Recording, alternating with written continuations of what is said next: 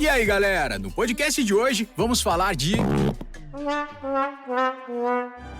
Ninguém precisa passar por isso hoje em dia. Tá com gases? Luftal. Ele age rapidinho, em 10 minutos, aliviando a dor e estufamento dos gases e evitando o pum. Porque desfaz os gases ainda na barriga. Chega de passar dor e constrangimento por conta disso.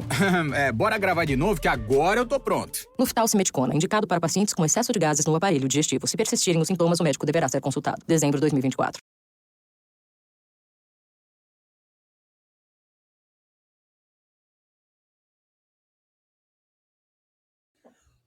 On this episode of Bantha Milk Podcast, we're back around the Dejarik table with 2 new guests and 4 new questions.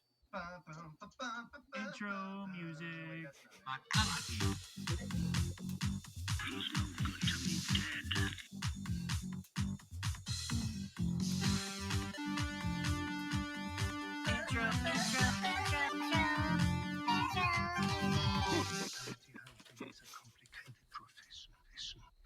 I like when our guests bob their head along to our theme music. It definitely makes Nick, my other co-host, very excited about that. So welcome everybody. Today, I will say it's only our 4th episode. Last 3 episodes we had some great guests and some great questions, but I will say, looking at the 2 questions that you guys brought, this is going to be our deepest episode yet because these questions are amazing. I really love the episodes that our 2 guests brought with us today. First, I want to introduce my co-host, Tom. What's up, buddy? Not much. Back for episode 4, the search for more listeners. It's almost like Spaceballs, right? All right. And we have 2 very special people with us. I'm going to say your last name wrong, and I apologize. I should have asked you while we were talking earlier. Hey, Deshaw?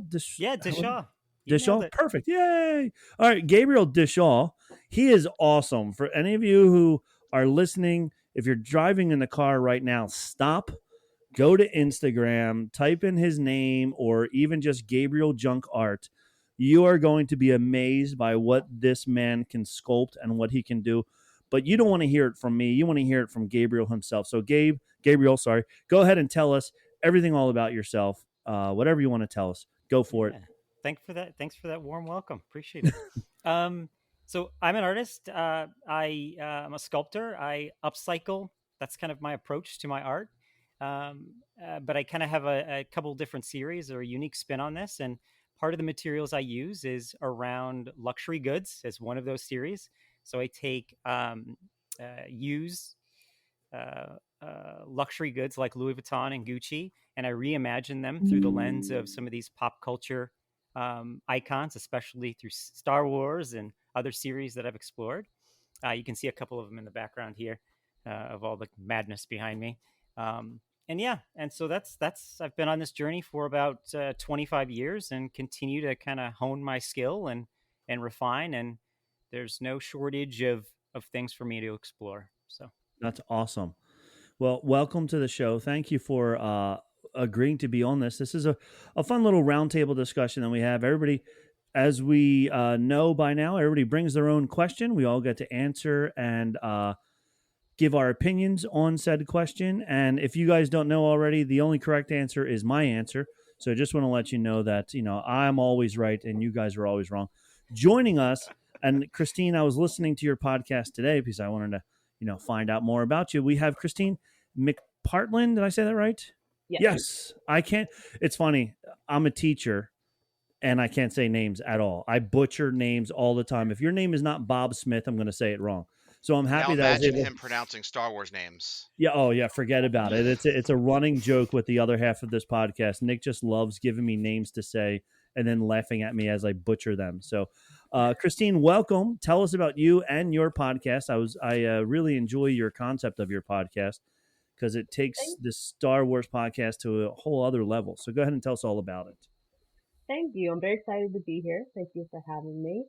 So my podcast is called Mind the Force, and we are a Star Wars retrospective that focuses on Star Wars characters and their mental health journeys through their entire canon arc. So it's everything from the films to the books, to the TV shows, to the comic books, to video games. And we really examine their mental health through their journey and then relate it back to our own mental health and kind of what we can learn through these different characters about ourselves. And so half of it is me nerding out with another like Star Wars super fan, which I'll be getting all your contact information after. Of course. I'm always looking for co-hosts. Yes. And I also interview a mental health professional and get their like professional assessment about what's going on with the character. And it's been a really satisfying journey. I feel like you guys probably experienced yourselves, Star Wars makes you feel so many big feelings. Mm-hmm. And I'm also a big advocate for mental health awareness and just kind of found this happy marriage between them. And it's been a really satisfying project. Well, it's been awesome. Your show's great. I loved listening to it today, and just how you're taking it to that new level. Because I'm very happy that mental health has become such a positive thing to think about now, where, you know, back when I was a kid, you know, if people didn't talk about their mental health, they just dealt with the problems internally and, you know, whatever. But now we're all able to express ourselves, and the kids in school are able to express themselves better, and they don't have to feel alone all the time. And this is great that you're able to tie that in with Star Wars as well, because it is fun going through. And like, I was listening to episode 5, 3, 4, and 5. You're talking all about Anakin and his evolution into Darth Vader and his mental health and what pushed him over the edge and all that stuff. And it's true. If you really want to sit back and think about it, you can really analyze some of these Star Wars characters greatly as to what their mental health is. So it's an awesome concept. I love it as well. Yeah, the Skywalkers had some family problems. Yes, they did. A little bit. Yeah. Everyone would have definitely benefited from a good therapy session. Yes, they would have. They surely would have. All right. Well, now that we know who we're talking to, let's find out what their opinions are on all of these wonderful questions that we brought with us this week. Just an FYI, when you're finished giving your opinion, if you want to just hand it off to the next person so that we know we don't step on anybody's toes, we'll try to do that. That's always fun, and it's fun. Tom, I'm going to put Tom in charge of reminding people when, okay, send it to Kristine now or whatever. So it'll be fun, but whatever. We'll have a good time with that. Yeah, good luck with that. All right, so let's have some fun. My first question is all about what's happening down there in Disney World right now. Or it's actually a little delayed, but the Galactic Starcruiser was a huge hit for 17 months, and then they shut it down. And then it became this multi-million-dollar hole in the ground, I guess, whatever you would just I don't know. It's just sitting there, letting Disney write it off as a tax write-off for this year. But my question to you guys is, first off, I didn't get to go on the first time around because I didn't have an extra $6,000 laying around for 2 days of a vacation. So I did not get to go. But what do you think they could turn it into now? What could they do with it now? I am going to send it to Gabriel first. So Gabriel, go ahead and tell us, what do you think they could do with this? Okay, so my idea here is deviating from, I think, kind of like the Disney theme of being family friendly. But again, this is me being CEO for a day, and maybe making this attraction a little bit more affordable for the masses, but with a interesting twist, maybe a little bit more adult themed in nature. So one of my favorite seasons, holidays, whatever, is October, the fall, Halloween specifically. And I'm sure all around your guys' neighborhoods or towns or cities, these like themed kind of parks pop up where they're a little bit on the scarier side, and you kind of experience those. And I'd like to maybe see that maybe evolve into something like that. You repurpose the building, and maybe with an interesting spin on what we kind of saw with some new kind of characters being introduced in the Ahsoka series, maybe leaning in on some of the zombies from Thrawn's army, along with maybe some of those witches through maybe a more scary experience on a floating derelict, maybe starship that's floating, maybe taking in some cues from, I know we're crossing beams here, maybe a little bit, but maybe Firefly or Serenity and some of that dark side, and maybe even some Resident Evil to bring in kind of the scary parts. But that's awesome. That's my thought. Do you read any of the Star Wars books? There was this Star Wars. It was like a ghost ship, like a haunted zombie Star Wars book, and that's what I was looking for when you were talking. I have it on the shelf behind me, but I can't remember what the name of it is. But to me, it was almost like the basis of Thrawn's zombie army in the latest Ahsoka series. But when you were talking about that, it reminded me of that. It made me think of that, and it would be really cool. Like you said, instead of just stormtroopers, if they were like zombie stormtroopers walking through the ship, would be like really, really cool. Yes. I like the idea of adult themed because that's who has the money. and let's be honest, it's going to be expensive no matter what. So you might as well spend the money on adults and not have to bring all your kids with you, where really the trip becomes thousands and thousands and thousands of dollars. Yep. I love it. I think you could lean into it and do some real funky stuff too. Not only just kind of the, hey, run through this scary environment, but there could be all kinds of different ways of bringing that to life. So excellent. Well, Kristine, I don't want you to think like, I feel like maybe you might be thinking, gosh, this guy's mental stability might be with that recommendation. So I think you need to copyright this before Disney and Six Flags get together and like take Fright Fest to a whole new level. I think it's a sick idea. And find that the more you go like into the novel, especially into the comic books, there's a lot of dark shit going on in Star Wars. And so I think it's a great idea. I'm not even into like haunted houses. I don't like things that pop out. And I would still go to this. I would definitely show up. Yeah, 100%. 100% I agree. All right, it's your turn. What do you think, Kristine? So I can imagine a like Jedi Temple luxury style resort. So I want everything, the giant spiring towers, the limestone and the marble, the giant beautiful windows and the vaulted ceilings. You have like meditation gardens, like the beautiful gardens where they would like do the lessons with the Padawans, and there's maybe a beautiful library that's like the archive, and you can either go lounge there or go read a book or maybe like pretend to like check out holocrons or something like that. And then underneath the temple is the Sith shrine that the Jedi Temple was built on top of. And that's like either kind of like a similar idea, like something like haunted or something creepy, or it's like a sexy nightclub. And you go down there and get your dark side on. There you go. I like that. That's definitely probably that one, because then they can charge for bottle service. Exactly. And I mean, they've really shown with like, what is it called? Disney Springs, that they can make a lot of money by having things focused at adults in Disney World. Like, so they know that like there's money to be made. And that would also be like, you could have people staying in the resort and going to the nightclub, or you could just have people come to the nightclub and then you have like a cool kind of after dark thing going on. Well, I love it. I'm already writing the business plan so that Disney can do it. There you go. Or at least give me some royalties. Yeah, exactly. That's a great idea. It would be awesome to have a Sith-based nightclub under there, all red and spooky and whatever.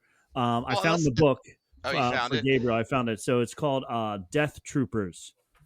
And it has all the zombies. And it was funny when the Ahsoka zombies showed up. I was like, oh my God, that's just like the book. So it's a pretty easy read too. It's a good book. It was a pretty easy read. So that's going back to Gabriel. But yes, sorry, Tom, go ahead. You were gonna. No, I was gonna say I love that idea. And I mean, if you think about it, we're all Star Wars nerds. You can't dress up in your cosplay and go to your local, club or whatever, or bar. And I mean, you'll get your butt kicked. So imagine a place where you can comfortably go and hang out with fellow Star Wars nerds and, not have to worry about all that stuff. I want to wear capes. All the bathrobes in the bathroom are Jedi robes. Exactly. Yes. I got you. I keep telling my coworkers that I want to bring back capes, and nobody thinks it's a good idea for me. But this, I could go to this nightclub. I could wear my um, Lando Calrissian awesome silk cape, Yes. and people Love would be it. like, "Yo, that's awesome." Anywhere else, I would get kicked in the butt or something like that. But there, No, I'd love to see you wear your Lando cape in the hallway tomorrow. If you've never worn many capes, and whenever I cosplay, I like to wear some kind of Yeah. cape, and you feel so powerful. It's like a whole different ballgame. You it's feel a so whole different feel. You just feel so regal, so important. Yeah. it wafts in the breeze, and you're just like, yeah. Yes. Yes. I That's love it. awesome. I love it. Yes. Thomas, your turn. So, my idea for this would be to extend Galaxy's Edge. So the hotel is right across the street. There's a main entrance there. I don't even know if they still use it as the entrance to Hollywood Studios, but there's a road that separates Galaxy's Edge, the back of Galaxy's Edge, um, and the hotel. What I would do is something similar to what Universal did with the Hogwarts Express, and have some sort of themed Disney, whatever you want to call it, like Lightspeed ship that will take you across the road. You don't even know you're crossing the road into the hotel, and reimagine the hotel into some type of like Star Wars experience. I mean, obviously, I don't know what you would do with all the hotel rooms. You could knock down walls and make separate rooms, but I would make it into an extension of Galaxy's Edge, and have it be another Star Wars experience. I mean, you already have the theming, and you Yeah. spend all that money on the theming. Why would you just waste all of that Star Wars theming? Just make it part of Galaxy's Edge. So, I mean, you could do different floors for different planets, and as you go to the different floors, you're totally immersed in a different experience, a different planet. So that was my idea. Just why let it go to waste? Why let it sit there? Because Disney's famous for that. I mean, they'll just let something just sit there, and they'll just get the tax write off and just let it go to waste. Why not just turn it into that extension of Galaxy's Edge and let people enjoy it? They spent the money on it, might as well let people enjoy it. So what do you think, Rob?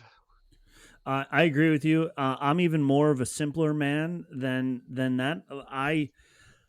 I feel, and this is more for me personally, like being selfish, since I didn't want to spend $5,000 on a 2-night experience, or could afford to spend $5,000 on a 2-night experience.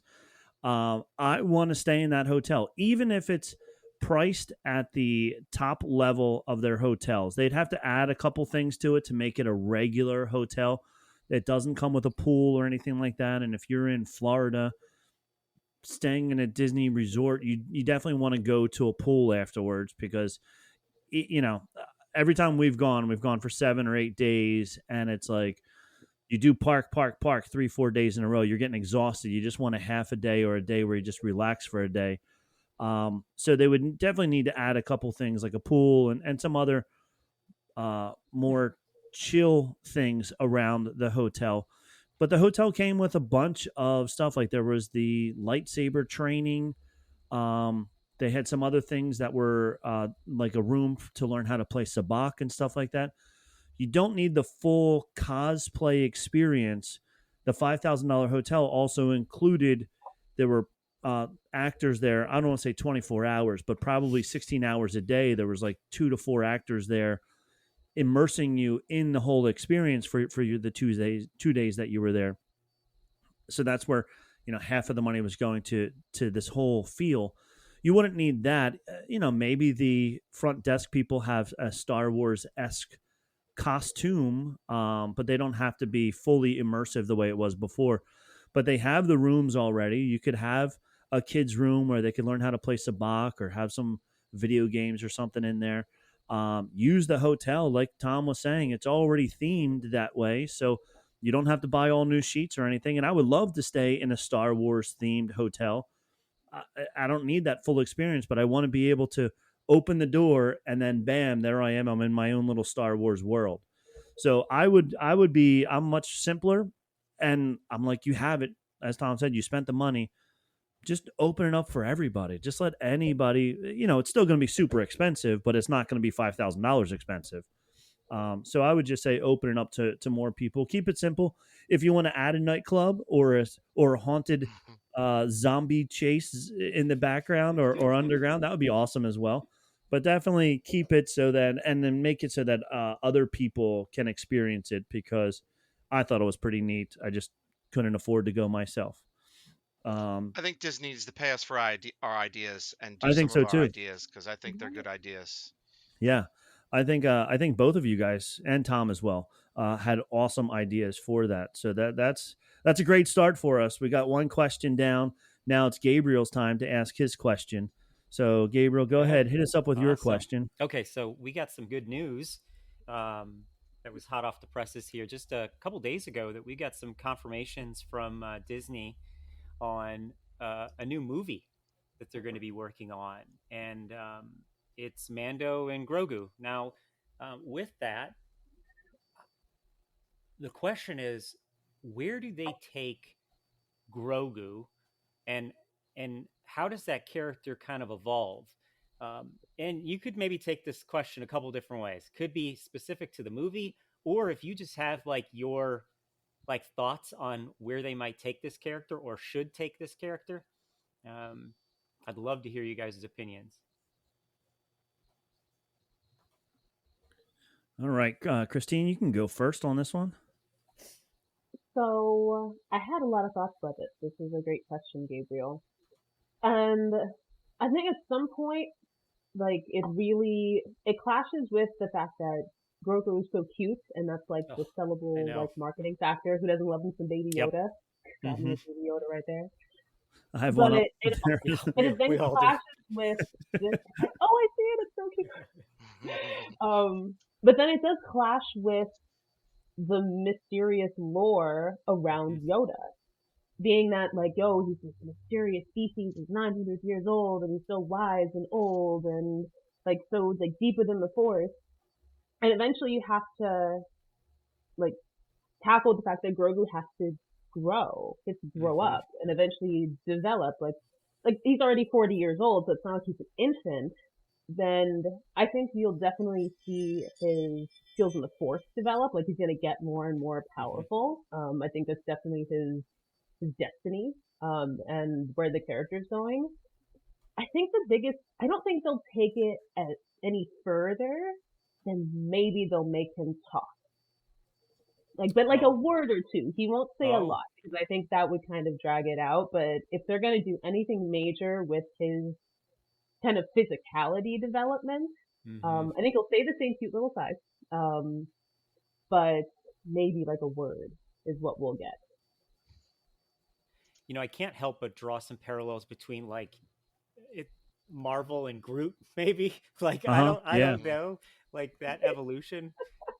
I don't know. This can go really good or it can go really bad. Right? Is it going to be cheesy if he talks, and it's going to be so much his, because it's really going to have him questioning what is his role in the universe as a Jedi user? What is it, or as a Force user? What does it mean to be a Jedi? Along with Din and Bo figuring out what is it to be a Mandalorian, which is the bigger existential question they'll probably be tackling.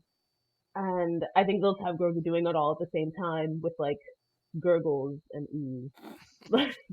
And then I'm trying to eat frogs and everything. Yeah, more frogs and cookies. Yeah. Tom, what about you? What do you think is on the chopping block? I really think they should, and I'm hoping they do. I hope they get back to the stories of Din and Grogu going off on adventures by themselves. To me, those were the best episodes. I wasn't thrilled with the last season with the whole Mandalorian thing. Like this, I feel like the show wasn't the Mandalorian; it was the Mandalorians. And I think you should save that for maybe a spin-off or something. So I want to see more adventures with Grogu and Din Djarin. And to me, the most exciting episodes were when they were on the run from the client and his cronies trying to get Grogu. We didn't even know what we wanted him for. But those to me were the most exciting episodes. I hope they get something back to that where they're being hunted down, or they have to go hunt someone down. Um, the adventures are really unwritten. It's really whatever they come up with. The interesting thing is we have these 25, 30 years between Return of the Jedi and The Force Awakens. Well, where does Grogu end up? Yep. I Yeah. mean, is he even alive during The Force Awakens? What happens in this stretch of time? So to me, those are my burning questions, and I really don't have any answers. I'd like to see where Dave Filoni and what's his Favreau, name, and John Favreau. yeah, John Favreau, where they see this going. So it'll be interesting to see what they come up with. Rob, what do you think? Yeah, like I said, this is a deep question because, kind of like when we had Mark Anthony Austin on 2 shows ago, he was saying how everybody's just a grumpy Star Wars fan now because it's not what I envisioned it to be. So we don't know what Filoni and Favreau are envisioning. Unfortunately for us, whatever our opinions aren't going to matter. So we can either appreciate it or not appreciate it. And unfortunately, for some reason, Star Wars fans are very cynical. I'm not really sure why, but yeah. So, like you said, it'll be interesting to see what their ideas are. I'm gonna bounce off of what both of you guys have said so far, which is we can't go too far into the future. Grogu's 40 or 50, whatever he is now, and he's still toddler-esque. So at what point does he have a maturing cycle? Like, since it's a species we don't know much about, he could go from toddler-esque to teenager in 1 year and then be that way for a long time. Like it could be a growth spurt type of thing, which would be awfully awkward. And I think it would totally destroy the whole Grogu character because we do love his cuteness. But at the same time, is it now turning into like a buddy cop thing? Whereas Grogu, the good, cute cop, and then Din is the bad cop. Like, I don't want to see that either. I don't want to see this little buddy cop novel. But I do enjoy, like Tom said, the first season when it was the two of them going around. I do want to see that. I think we're going to still see a young Grogu, maybe some words, maybe more than just 1 or 2. But it's probably, if it's true Star Wars fashion, he's going to say 3 words at the very end of the movie. That's it. And then everybody's going to be so excited. Oh, we saw his first words, but it's not going to be till the end of the movie when it actually happens. But yeah, and also now that it's a movie, they have 2 hours as opposed to the series. They spread it out at 6-8 hours long, or 43 minutes here, 27 minutes here, whatever.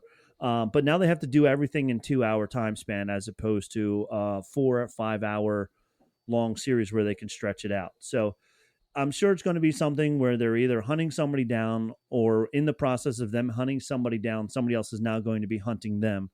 So that way they'll have a nice, tidy ending at the end of it. It will be exciting. It will be fun to see it on the big screen, to see Baby Yoda on the big screen, to see Din Djarin, whether it's Pedro Pascal in the suit or Pedro Pascal just giving the voice, which is one of the other rumors that I heard, is that he's just going to be just being a voice actor at this point, and the other guy's going to be in the suit. I feel at the end of The Mandalorian season 3, they were really leaning into that a lot with him and his helmet and not wanting to take it off now. So I think that's one of the ways that they're trying to go, okay, this way we can have a stunt double the whole time because he doesn't want to take his helmet off, because that's the way. It's convenient. It is Save convenient. some dollars. Yeah, save a little I'm bit of gonna bucks say there. it's like cost effective that you don't need to pay for Pedro Pascal to be there all the time. Well, Yeah, too, they can give him his lines and he can do it all in 2 days, and that's it. What were we gonna say, Gabriel? He's been super hot, so you're always trying to juggle what other projects he's working on and his availability. So this gives you, I think, creates more flexibility for you to get those shoots in. Yeah, They I mean, haven't even filmed The Last of Us yet, right? Yeah, They haven't yeah. filmed that, right? No. No. I didn't think so. Yeah, so I mean, he could do all his lines in one day in a bathtub in whatever trailer he's in and whatever Yep. film set he's on. Like they Get could his do all that. paycheck. So Yep. yeah, getting his paycheck. So Sipping Cavassier, I don't know. Yes. so I think that's where they're going. I really hope that they do the Din and Grogu, chasing, even if it's not like a lot of different things, if it's just one big mission that they're going on, and then while going on that mission, it breaks down into a bunch of little things. So I think that's where I'm leaning and hoping for, I guess. And Gabriel, was your question, so you must have deeper, darker feelings about this. Well, I'm kind of all over. I've got more questions than I have I think we all do. It's like one of those things, to your point, like the constraints of a big blockbuster movie. I wonder if they lean into something that's more cinematic or something. Like I don't know, some of the maybe something to do with the dragon on Mandalore or something that's cinematic, that's like Right. requires the big budget to achieve in the right way, and that's what you kind of focus in on. Unfortunately, I love the series in that you get a lot more story. Yes. A lot more, like it equals to 8 or 9 hours of actual like film time or whatever at the end of the day. So Right. Even if it's not all great, you're getting 8 to 10 hours of Star Wars content. Yeah. Exactly. Fleshing out that world, introducing new characters, little kind of things in the background, things that the Easter egg sort of stuff that I always appreciate. But more broadly, like the character stuff is going to be tough. They've got a tall order. They've introduced this adorable character, and adolescence looks terrible. I mean, when are they going to grow him some feet? Like when we get that, that's not going to look good. Like no, little triangle feet are not going to look good at all. No, and then kind of clawy feet. Yeah, Yeah, like those he big did. nails. He Yeah, did. Yeah, he's got like 3 toes. They were kind of nasty. Yes. The other motion. thing is he gonna speak like Yoda? Because Yaddle doesn't. Yaddle doesn't. No, she doesn't. So is he gonna what's his dialect? How is he gonna speak? Like, that's an interesting thing. Are you gonna solve? And again, too, like, what about that race? Like, you don't even, like, maybe they just appear right when the Force needs them, or the balance. Yeah. Maybe they're like born of the Force. Like, Yeah. A purest form of something. I don't know. It's very Maybe very he'll communicate telepathically. Maybe that would be cool. Yeah, that'd be neat. Yeah, because when he was meeting with Ahsoka, they weren't talking, but she was able to, read his feelings almost, like you said, almost telepathically. So that would be pretty cool. Yeah. Subtitles the whole movie. In italics. In italics. Yes, right. Backwards or something. Like, but the subtitles are in Arabic. Yeah. Love it. All the super Star Wars fans are reading it in Arabic. They're going, "Oh my gosh!" And the other people are like, "What is going on?" Yeah, that would be really funny. All right, well, that's 2 questions down. That means we're halfway through our show. I keep forgetting to put in commercial breaks here, so we're going to take a quick commercial break. We're going to come right back with Kristine's question, which is a very good one as well. So we will be right back. Sair da escola já com uma formação profissional no currículo? Metodologia por projetos? Preparação para o Enem? Atividades extras gratuitas, como acesso a oficinas, simulados, vagas de estágio, Olimpíadas do Conhecimento e muito mais? Esse é o Ensino Médio Técnico do Senac. Quer saber? Senac. Acesse sp.senac.br/ensino médio e saiba mais. And we're back. How was that, guys? You like that commercial? Was it good? It's pretty much like listening to our podcast as it is. There's normally not a commercial in the commercial break. So welcome back. Either buy that product or you heard nothing there at all. So we'll have fun with that. All right. So we're back. Kristine, why don't you hit us up with your question?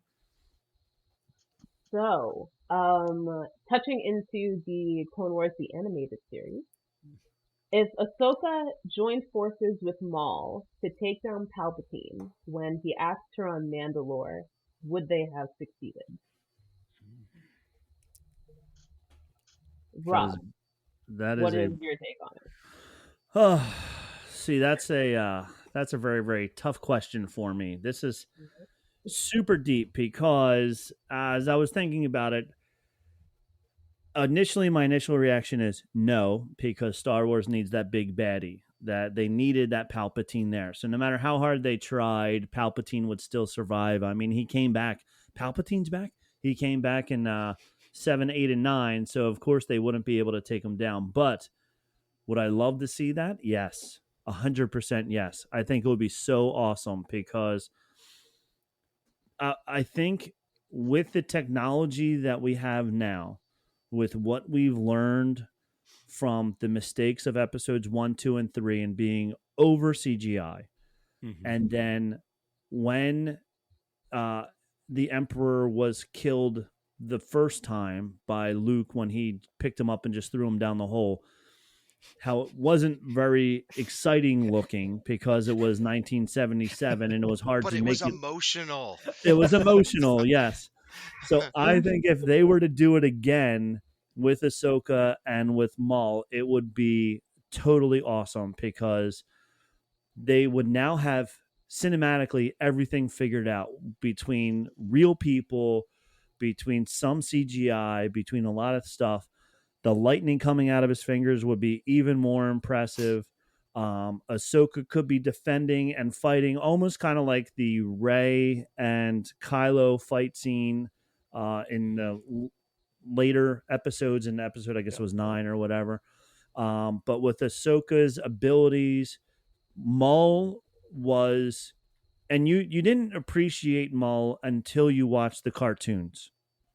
Once you saw him in the Force Awakens the Clone Wars, and then in Rebels, when you got to really get to know him, you're like, wait, he's back and he has robot legs and stuff because he got chopped in half. Once you really get deep down inside, because in the movies, I think he was kind of like Boba Fett, where he had like 3 or 6 lines or something like that, very minimal lines. If they would have used him better and made him really big and baddie, people would love him as an awesome bad guy. So, and then just his whole story arc. When he was in Rebels, he was no longer bad and he wasn't good. He was just out for vengeance at that point. So it would be fun to see what would happen if they take him down. If then he says, you know what? I'm doing another 180. I'm going back to bed. I'm going to rule the Empire now. Like, that would be what I would love to see. Like, him totally, like, thanks, Ahsoka. You helped me become the ultimate bad guy now. And then maybe they fight or whatever the case would be. But, yeah, I think it would be an awesome story arc. I think graphically and visually it would be amazing. So I'm down for it. Rewrite it. Let's go. Let's do it. So that is my answer. Tom, let's go to you. I jumped the boat there. So go ahead, Tom. You hit us up. It's okay. I mean, my answer's simple. It's a big giant no. There's no way that you can trust Maul. Right. I mean, he's going to get her as basically help.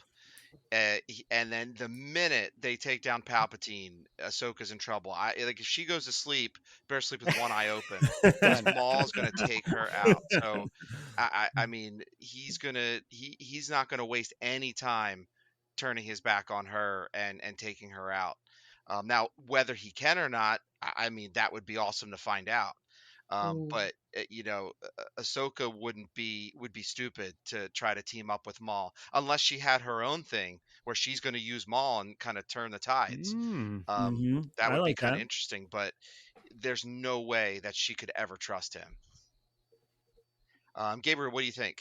Okay, so I love the idea. It gives it some more Maul involved in some more movies and cinematically and so forth.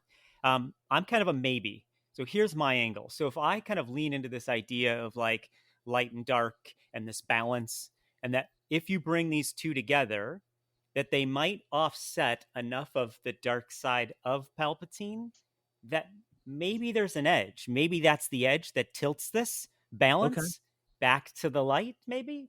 And that's how you get a Palpatine who dies and then maybe gets resurrected again. I don't as we play that through the other movies, but Yeah.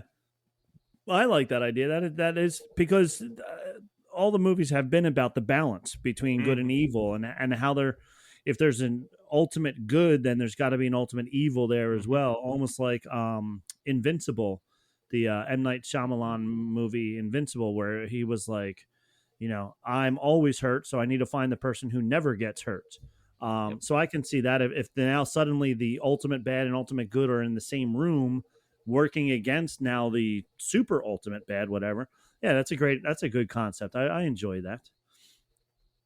Kristine, go ahead and hit us up with what the actual answer is, since you asked the question. You know what the real answer is.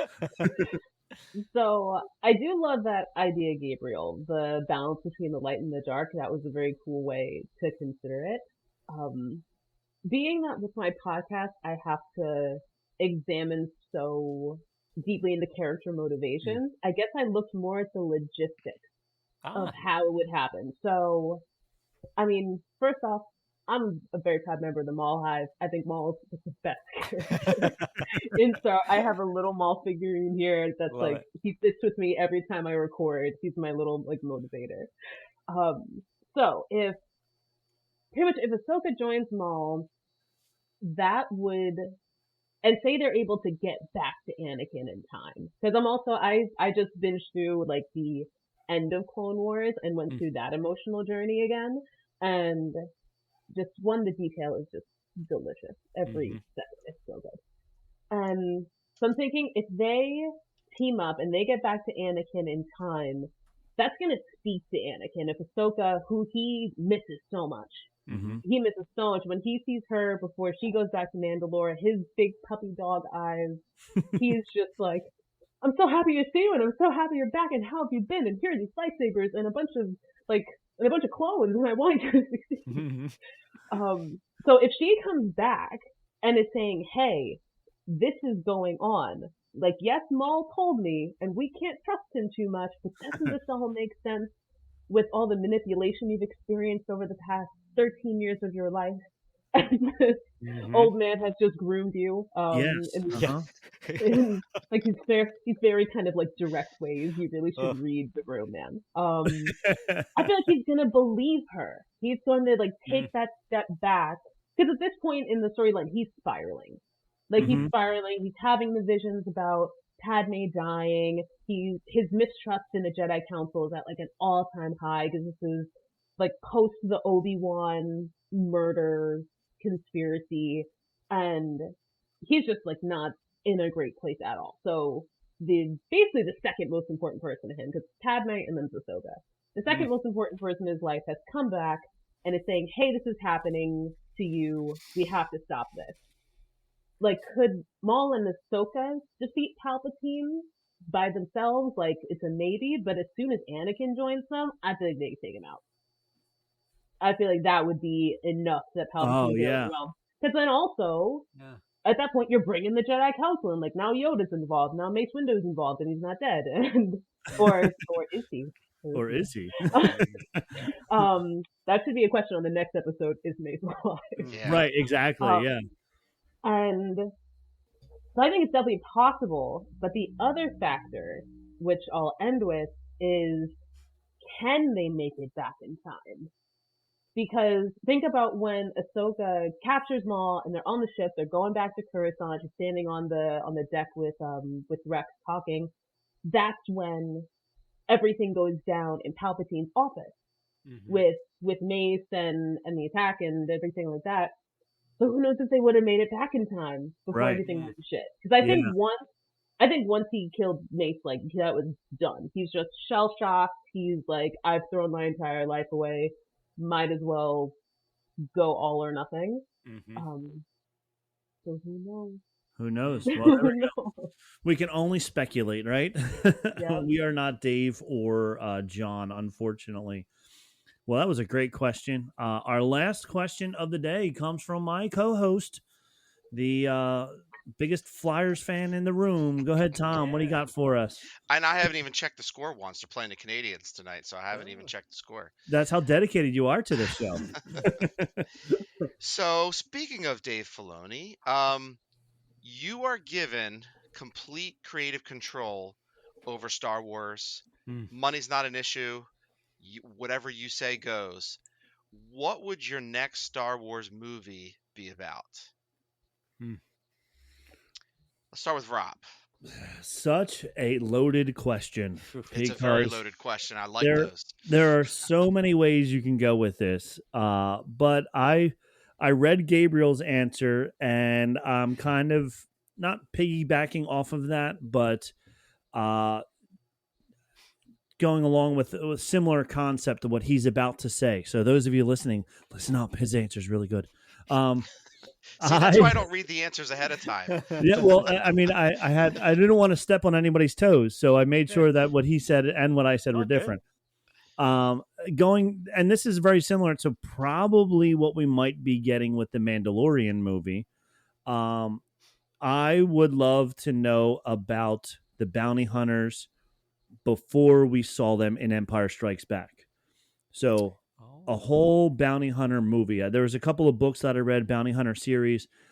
In the books, there was this big rift between the Bounty Hunters Guild and Boba Fett. And because Boba Fett was so powerful and so good, he could charge astronomical prices because people knew that if they got him to get their bounty, they were going to get their bounty. So his prices were off the charts. The Bounty Hunters Guild were not. They were mad at him. Then he was tricked into breaking apart the Bounty Hunters Guild in the books and all this stuff. But definitely something bounty hunters based before Empire Strikes Back. We don't need to see the Skywalkers at all.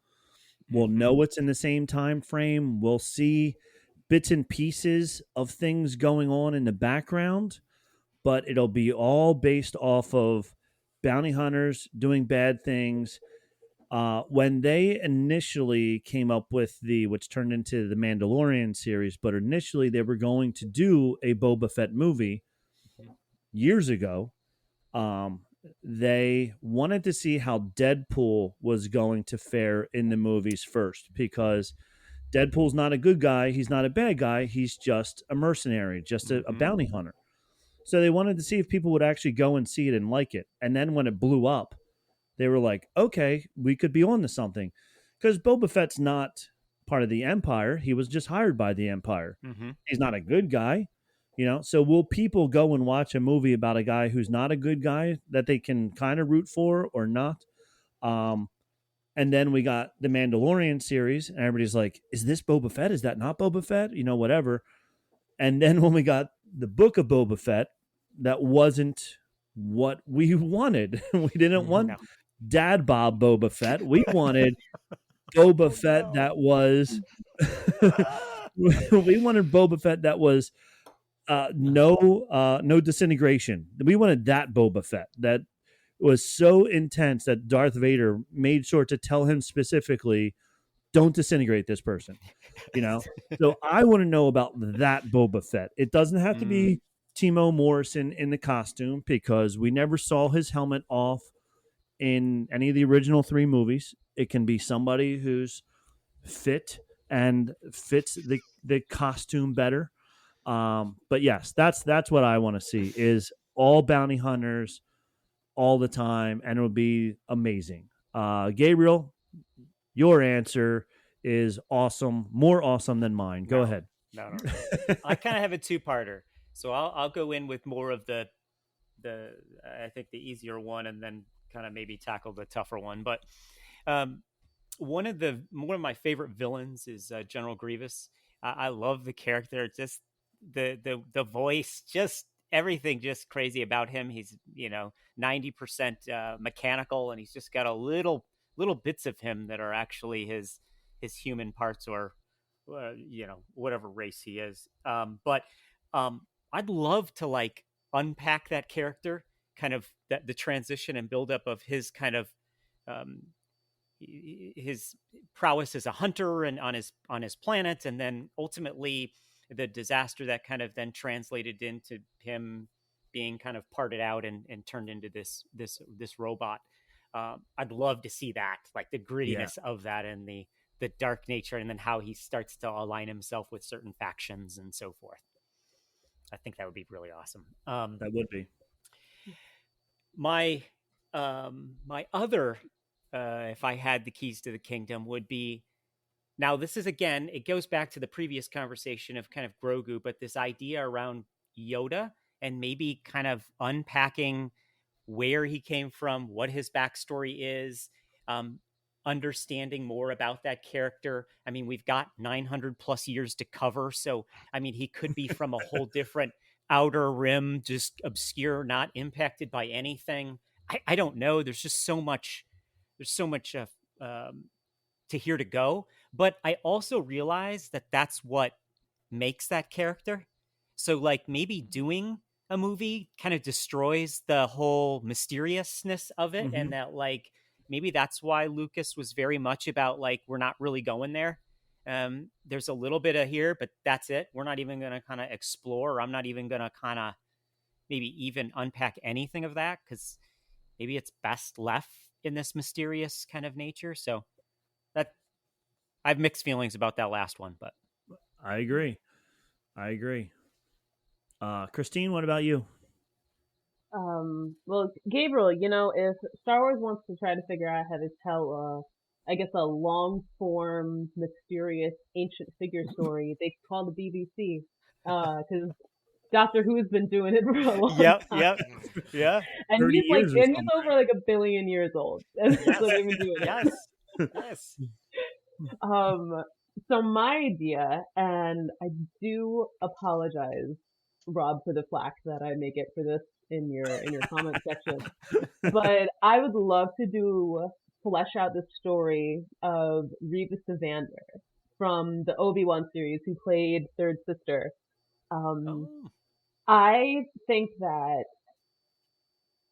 it was like an amazing storyline that was just put in a show that had so much else more important going on.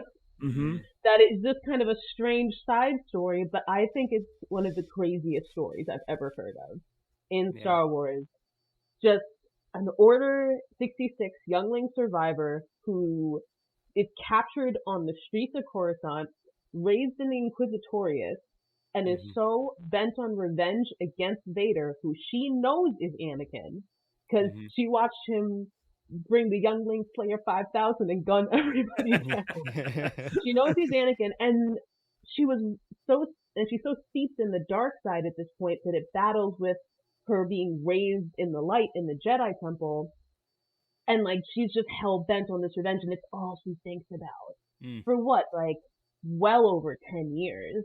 She would have been, what, 8, 9, maybe younger when Order 66 happened, and then we see her in the Obi-Wan show, like, she's a grown woman, at least 21, 22 years old.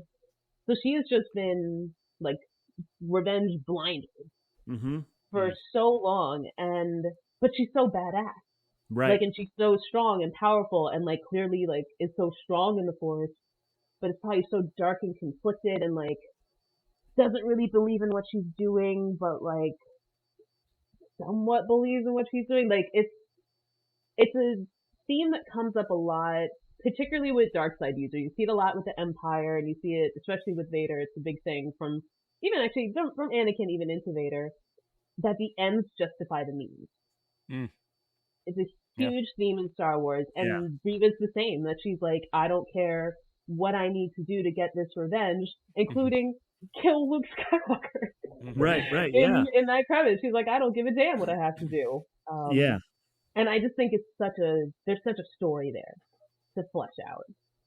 Yeah, I think you really got the short end of the stick in Obi-Wan. Yeah, I think she would be awesome as well. It would be any one of these characters that we don't know a lot about would be fun to learn more about. I mean, even when they took the Mandalorian and like Queel, an Ugnaught that was just a background character, and then suddenly we find out that they're not just pig people doing grunt work in the background, that they excuse me, that they have hearts, they have souls, they have minds, like Yeah. he was so they were forced to do this job for their lifetime and whatever, and he finally worked long enough that he could buy his own freedom, type of thing. Like, just the fact that they're able to take these little characters and then turn them into something. Your character, she's not even like a little character, but we just didn't get enough of her, like she's so interesting that we do want to get so much more of her. So that would be a great Yeah. character to It's do a whole similar, movie on. Rob, to like the story arc with Dr. Pershing from The Mandalorian. Like, Oh, I yeah. actually enjoyed that little kind of, I Like a side guess, quest. yeah, it's like it Yeah. was like a little side story. It was a kind of a nice break from the regular story arc, and it was kind of interesting to see somebody like him that they do a little story arc on.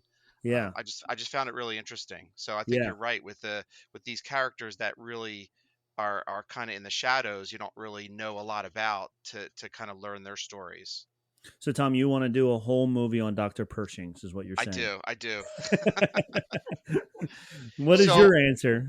So since I now have creative control of Star Wars, I'm greenlighting all of your movies. Thank you. Because I do want to see every single one of them. But I think we do have to be careful with the Yoda one, because I think you're exactly right with that last thing you said, where I don't want to break the mystique of Yoda. Yeah. He's one character I really don't want to know.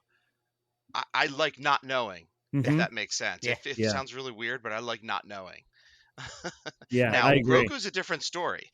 Right. Grogu, I want to know where he came from. Yeah. I guess it's because I grew up with Yoda, and Grogu's like the new blood. Mhm. Yoda, I like that mystique. I like not knowing. He's this mysterious 900-year-old, probably the strongest Force user in the galaxy. Mhm. I like knowing that I don't know anything about him. Mhm. Yeah. I agree. So actually, I have a couple ideas that I'd run by you. You guys tell me if you would greenlight my movie. Nope. I don't like to stray from what I know, and I know episodes 1 through 9. That's like my lane. So I know some of the movies they're talking about. They're going back to the old Republic and all that other stuff, and Mhm. I would kind of want to stay within episodes 1 through 9. I would like to see Palpatine just before episode 1 of how he became a Sith. To me, that Oh. would be really interesting. The Read only Darth problem Plagueis. with that kind of movie was that Read Darth Plagueis. Yeah, Darth Plagueis Such a tells good you one. all that. Yeah. Such a good. and but see, I'm a very visual person, and like I want to see the cinematic version of it. And the problem is, who do you get to play that? You can't use the same guy. You can't use him. He perfectly aged with the movies. No Yeah. But kidding. now who do you get to cast him to play a Yeah. young Palpatine? Yeah. So Well, we that need to to me would jump be in. an issue. It might break a little bit of immersion for me if they obviously they'd have to recast. Um, the other idea that I would love to see, and I've wanted to see this even before the sequel trilogy was even a thought, when they came out with the game Jedi Academy, I wanted to see where Luke's new Jedi Academy went. I want to see who these new Jedi are. You could make a whole storyline on this new crew that he Uh-huh. brought in. And now that we have Disney Plus, I mean, that would make a really cool Disney Plus show. You bring in all these young teenagers. They all have their issues with each other, and they just have issues. Teenagers, they have issues, period. Now Mhm. imagine Luke, who's now got to play dad role, and he's Mhm. got to train this new crop of Jedi. To me, that would be a really fun series, and it doesn't have to be serious. I mean, it can have its serious moments, but can also be fun. I guess my third idea, is very similar to your favorite character, Kristine, which is Maul. I want to know about Maul's second crime syndicate, the Crimson Dawn, Oh, after Yeah. Solo. Yep. To me, that is an untapped, I don't know whether Disney Plus series, movie, but I want more Maul. And I know Mhm. you guys, I think Gabriel, you said I can never have Yep. enough Maul. Like Right. he is one of the greatest Star Wars characters. And the Clone Wars and Rebels made him into that Yep. character. Because like Rob said, he was in the movie for 3 seconds, Mm-hmm. besides the fight. So I want to see what happens to that crime syndicate, the Crimson Dawn, because he was scary in Solo, and you could tell everyone is afraid of him, and he was the real boss. It wasn't what was the other character's name that Kira was Yeah. working for? Was it? It was like a Vaughn or something with a V. Voss? Is it Voss. Voss? Yeah. Something Voss? Something Voss. Raylan Voss. Dryden Voss. Dryden His name's Voss. There Dryden you go. Voss. You know, he wasn't the real bad guy. It was really who he was working for. It was really Maul. So I want to see where that went. And you know, I'm not a Solo hater. I love that movie. And then when I saw Maul on screen, I mean, I had chills. I had you know, goosebumps on my arm when I saw Maul in that movie. How they worked him in there, and it was a perfect way to work him in there. And he So, also took over Death Watch too. So Yep. even you could have a whole trilogy of movies there going from hmm Crimson Dawn into Death Watch and everything. So yeah, we could I'm on board with you there. I got a 3-movie arc for you all about Maul. I'm in. hmm Take Now, it away. Tom, do you think though maybe why that didn't come to like were we going that direction if Solo would have been a success at the box I office? Is that kind I of where the don't story was know, going? because at the end of Solo they talked about the Yeah. job that they had, Uh-huh. and I feel like that the job was leading into where Han is in A New Hope, and Oh, how he got in trouble with Jabba. I think the gotcha. job was working for Jabba. So Um, I don't know if Maul would have crossed paths with mm, Solo. I think he was going to work for Jabba. So I don't really know. I don't know the direction they were going in, and that good it's an point. interesting question that you bring up. Where would they have taken Solo to had Huh. Solo been a success? Yeah. Yeah. But it could also give you that other spin-off. Solo could have went right, and if we could have stayed with Crimson Dawn, we could have gone left and then seen Maul leading Crimson Dawn at that point. Yeah. So Right. Yeah. we could go in that direction with a different movie and not seen Solo at all. It wouldn't be like Solo 2. It would just be Crimson Dawn, a Star Wars movie, Right. something like that. So Well, as Because I said before, I think Disney needs to start paying us, because I think our ideas are better than a lot of their ideas. So, I agree. Well, that is all 4 of our questions, and everybody, even me, I'm so proud of myself, had great answers this week. All these answers were amazing. Like Tom said, Filoni is actually our #1 subscriber. He has already liked in the comments and all that stuff down below, and he's putting down check marks. And we're not going to get any credit for any of this. no royalty checks. No royalty checks whatsoever. He thought of it first. Yeah, but this is awesome. So this to our 2 wonderful guests, Gabriel and Kristine. This is your time. I'm going to give Gabriel. I don't know if either of you ever watch Hot Ones, but at the end of Hot Ones, he goes, "Look into that camera, that camera, that camera. Go ahead and plug away anything you want to say about yourself. Give us one more plug, and thank you both for being here." So Gabriel, you go first. Plug away your art, which is amazing. One more time, I have to say, I'm bowing down to you. It's unbelievable. thank Go you. ahead. I appreciate that. Thanks. This was a blast.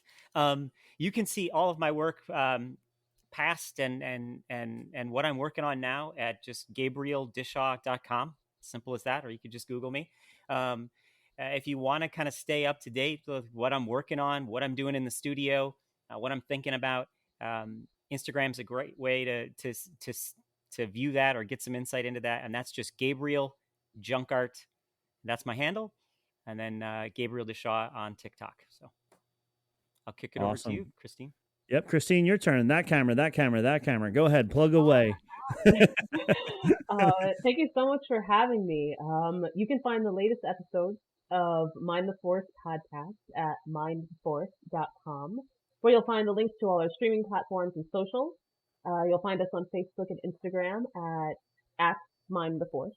That's our handle. And we just dropped episode 5. We'll be wrapping up the Anakin Skywalker trilogy arc. So tune in.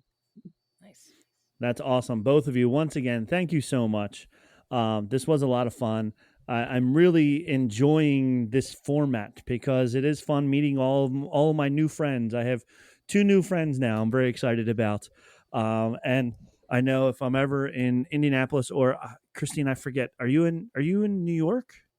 I am in New York. Yes. Okay. Nice. Yeah. So I can come visit you in New York, or I can go all the way out to Indianapolis, and I have a place to crash now. And I'm really excited about that. Yes, you can snuggle up with my dog Yoda. There we go. I love it. That's a great name Nice. for a dog. That is awesome. So for all of us here, I'm going to go back to the Tom. Tom was supposed to come up with a good closing for us, and he's letting me down here. He doesn't know this yet. Yeah, I'll have to think of one. Yeah. So for now, may the force be with you. Love it.